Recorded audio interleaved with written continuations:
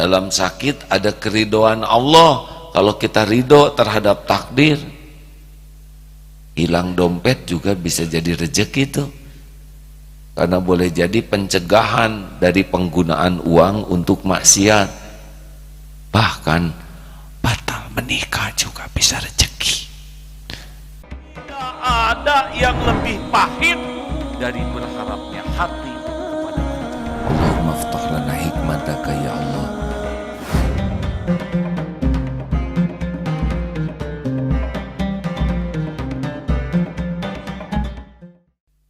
Kita bisa mendengarkan, dapat ilmu, ini juga rezeki.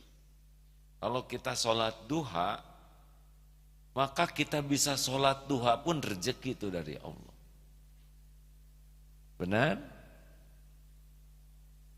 Jadi bisa sholatnya saja itu sudah rezeki, karena tidak semua orang bisa sholat duha. Banyak yang tidak tahu sholat duha.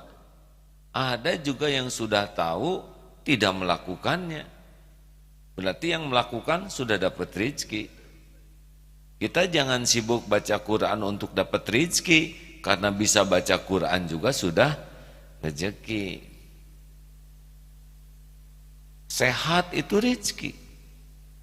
Punya kawan itu rezeki.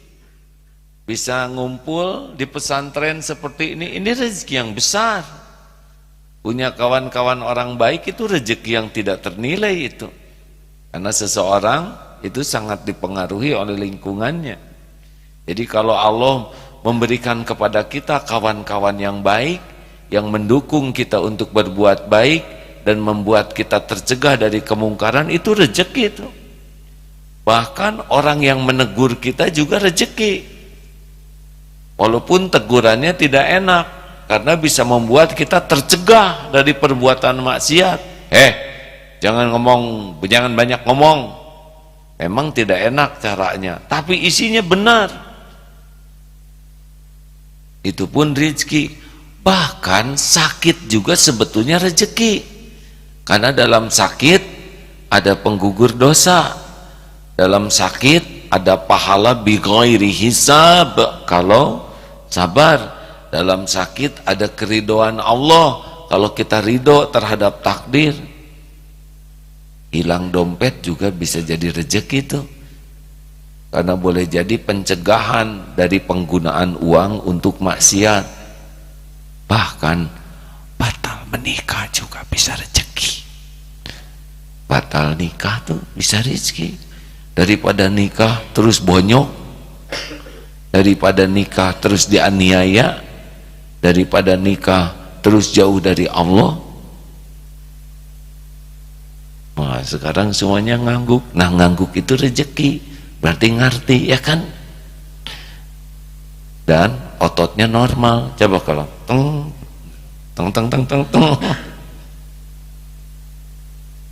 Masya Allah. Jadi yang paling gampang untuk menambah rezeki itu adalah bersyukur. Nah, kita ini kurang syukurnya. Kan di sebuah sekolah ada guru memberi pelajaran. Anak-anak, coba perhatikan di papan tulis ini. 1 tambah 1 sama dengan 2. Tulis 2 tambah oleh guru itu. 2 tambah 2 sama dengan 4. 4 tambah 4 sama dengan 8. 5 tambah 5 sama dengan 11. 6 tambah 6 sama dengan 12. 7 tambah 7 sama dengan 14. Apa yang terlihat? Apa yang terpikir? Kan? 5 tambah 5 11. Kenapa? Salah? Ada lagi yang terpikir apa? Nah, inilah kita, Pak. Kita mah yang benar mah nggak diniat, ya nggak? Yang salah yang dilihat, kan begitu. Kan 1 tambah 1 sampai dengan 2 benar, betul? Nggak disebut, ya. Fokusnya itu tadi. 5 tambah 5 11. Ih, salah, Bu Guru salah. 5 tambah 5, kan pertanyaannya bukan mana yang salah, tapi apa yang terlihat. Ada sebuah kertas, ya. Kemudian dikasih titik di sini. Apa yang terlihat? Ada titiknya. kertasnya nggak disebut hadirin. Nah begitulah kita kepada karunia Allah tuh gak adil. Betapa banyak karunia yang tiada bertepi yang tidak kita syukuri. Akibatnya ya kufur nikmat. Tahu sendiri kan kalau kufur nikmat. Padahal la in syakartum la azidannakum wa la in kafartum inna azabi lasyadid. Justru nikmat itu ditambah kalau kita syukur. Makanya orang-orang yang sangat ingin merasa bahagia itu adalah orang yang menenggelamkan diri dalam rasa syukur. Aduh, kalau kita sudah berusaha tenggelam di dalam rasa syukur itu udah susah cari penderitaan tuh hadirin. Bahkan dalam kesulitan terpahit sekalipun, kalau bisa melihat kesulitan itu bagian karunia dari Allah, syukur. Ya seperti tadi itu, batal menikah, ada yang stres, ada yang ngebentur-benturkan kepala ke tembok, ada yang sujud syukur. Ya Allah, Engkau yang maha tahu apa yang akan terjadi. Saya memang memohon kepadamu, minta yang terbaik menurut ilmumu. Sekarang takdirnya batal pernikahan ini. Masya Allah, Alhamdulillah, Alhamdulillah, Alhamdulillah. Kata ibunya, nak gimana nih pernikahan batal? Bukankah ibu minta yang terbaik untuk saya? Iya, nah sekarang hasilnya begini. Inilah yang terbaik. Dulu ada seorang anak SMA, ahli tahajud. Beliau anak dokter, tidak tertinggal sholat berjamaah di masjid, kelas 3 SMA, juga senang sekali baca Quran. Saya bisa menyatakan begini karena melihat di masjid, senang baca Quran, sholat berjamaah, kata ayahnya sih tiap malam qiyamul lailnya bagus. Kelas 3 SMA ini juga akhlaknya baik yang saya lihat. Nah, ujian SMA tidak lulus, hanya kurang 1 nilai. Ini zaman beberapa tahun yang lalu nilai 1 aja berpengaruh. Padahal pintar, padahal UMDK atau apa tuh yang diterima langsung tuh, PMDK, penerimaan mahasiswa yang langsung itu sudah diterima di Jogja tuh, kuliah di kedokteran, tapi SMA-nya tidak lulus. Dan beliau tenang sekali. Yang gelisah ibu bapaknya. Katanya sampai habis sholat Jumat tuh ke lapang, ya Allah, di mana keadilanmu? Anak segini baiknya. Padahal kalau bapaknya diadili oleh Allah, celaka tuh waktu itu, disambar petir mungkin ya. Pendek kata, anak ini tenang. Jadi Allah memberikan tidak lulus ujian, tapi Allah membukakan hikmah. Tidak ada galau, tidak ada minder, tidak ada malu. Nah pada penutupan sekolah itu, akhir sekolah kan biasa suka ada acara, anak ini diminta tampil, karena memang berprestasi terus ya. Dan beliau mengatakan, sesudah salam dan doa, Bapak Ibu guru yang baik, saya mohon maaf, saya satu-satunya yang tidak lulus di SMA ini, sehingga kelulusannya tidak 100%. Saya berusaha untuk lulus, dan saya pun berdoa kepada Allah supaya diberikan yang terbaik. Dan saya percaya ini yang terbaik bagi saya. Saya tidak kecewa dengan takdir ini, karena pasti Allah selalu memberikan yang terbaik bagi hambanya. Saya bertobat kalau semua ini karena kelalaian saya, dan saya mohon maaf kepada guru, kepala sekolah, dan kawan-kawan. Pada waktu itulah banyak orang yang berlinang air mata, guru-gurunya, melihat keajegan anak ini, kemantepannya, ketenangannya, dan itu berarti sangat banyak.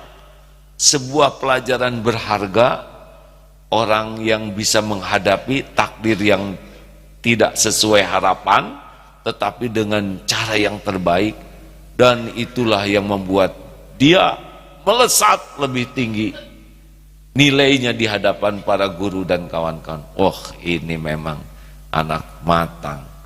Dan sesudah itu ikut paket C dan kuliah saja biasa normal, karena memang sudah diterima. Nah hadirin sekalian, kadang-kadang Allah membelokkan takdir ya dengan sesuatu yang berbeda, tapi di sana Allah memberikan tambahan-tambahan karunia. Makanya untuk situasi pahit sekalipun kita harus benar-benar bersyukur. Paham? Nah begitulah hadirin. Adik-adik, ayolah banyak bersyukur. Mau sahur tidak kebagian nasi, baik atau buruk? Kan? Baik, karena di sebelahnya ada lontong. Ya alhamdulillah. Hadirin sekalian, marilah kita bersyukur dalam segala keadaan. Ala kulli hal. Di dalam penghinaan juga banyak karunia. Ini Darut Tauhid syariatnya bisa syariatnya ya. Bisa begini sesudah memasuki badai penghinaan, caci maki, dibully, dikucilkan, dipermalukan. Hasilnya begini. Dulu kan tidak begini pesantren kita. Tidak ada sekolah, tidak ada tahfiz Quran, perekonomiannya ala kadarnya, sistemnya juga sederhana. Tapi justru sesudah dibully, dicaci, kembali niatnya kepada Allah. Dulu bersandarnya kepada jamaah, bersandar kepada pujian, bersandar kepada penghargaan, bersandar ke perusahaan, bersandar kepada media, bersandar kepada relasi. Tapi sesudah diputus semua sandaran itu, hanya ke Allah sandarannya. Masya Allah. Makanya jangan berburuk sangka, dalam kepahitan pun banyak nikmat besar yang boleh jadi tidak didapat dalam kelapangan. Coba dikejar anjing tuh nikmat atau tidak? Ini berat sekali pertanyaan. Pelik ini. Nyebut tidak ada nikmat takut salah, ya kan? Nyebut ada nikmat turun dari sini takut dikejar. Berapa banyak orang yang tahu bahwa dia bisa lari cepat sesudah dikejar anjing, bisa loncat benteng yang asalnya tidak pernah terloncati, jeleng, pohon juga kita bisa naik.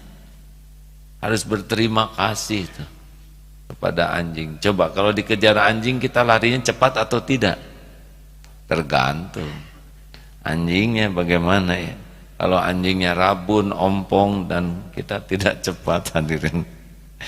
Nah begitulah sahabat-sahabat yang baik. Jadi jangan hanya bersyukur terhadap sesuatu yang cocok, tapi juga harus bersyukur dengan sesuatu yang tidak cocok dengan keinginan. Jangan hanya bersyukur dengan sesuatu yang menyenangkan, tapi dalam sesuatu yang tidak menyenangkan saja harus bersyukur. Apa saudara pikir orang rugi mati syahid itu? Untung kan, syariatnya memang terbunuh. Tapi itu yang bisa membuat masuk surga tanpa hisab. Orang paling takut mati dibunuh, tetapi ternyata ada juga yang jadi berkah gara-gara terbunuh.